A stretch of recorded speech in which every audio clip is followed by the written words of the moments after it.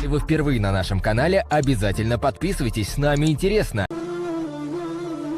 اگر عادت داشته باشی برای تیز خواندن نماز حکمش چیست؟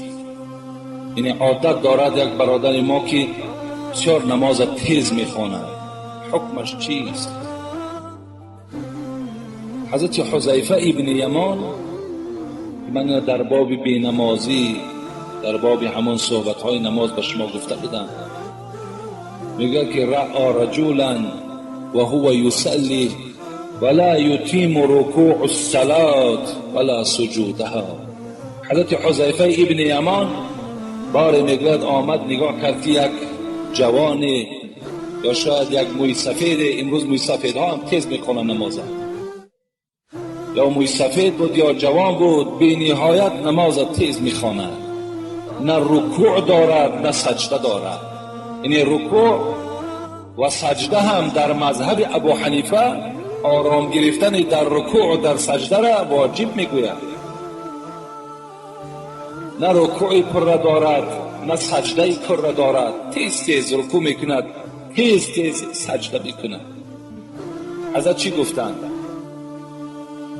حضرت حذیفه گفتند منذ کم تصلی هذه الصلاة، پیش من بیا گفتند چند سال شد که این گونه نماز میخوانی، این نمازی که رکوعی پر نداری، سجده پر نداری، آرام نیستی، سراستی هستی که تی صد نماز خوانم از مسجد بیرون شم.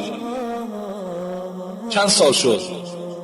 گفت 40 سنه، 40 سال شد که ای حضرت حذیفه من این گونه نماز میخوانم.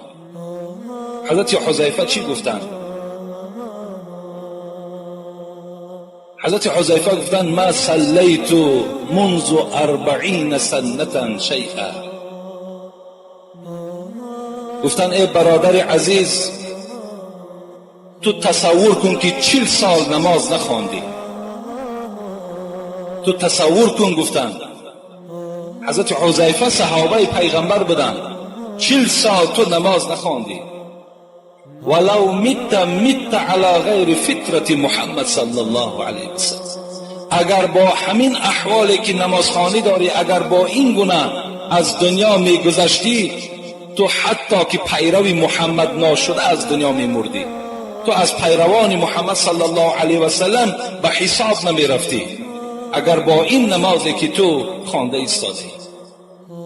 این نماز باید که یک آرامش دل باشد، نماز باید که یک ملایمی داشته باشد، یک خشوع داشته باشد، یک ترس داشته باشد، یک لذت داشته باشد. امروز برادرای ما و شما بعضی هاش تیزتر نماز میخوانند که تا که رفته تیزتر باید قضای حاجت کنند.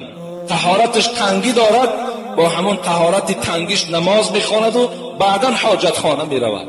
حالا که پیغمبر خدا گفتند در دو حالت نماز شما را خدا قبول نمیکند.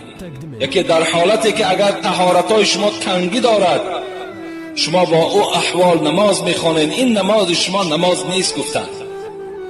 دوم در حالتی که وقتی نماز باقی هست و در پیش شما طعام یارند و شکم به شما گرسنه هست، شما با این گرسنگی شکم اگر نماز خوانید نماز تا نماز نمی شود. شما اول از طعام استفاده برین، دیگر توجه شما در داخلی نماز به سوی طعام نباشد، این حالت در شما نماز خوانید. این است آن شرط هایی که اسلام به ذمه ما و شما گذاشته است.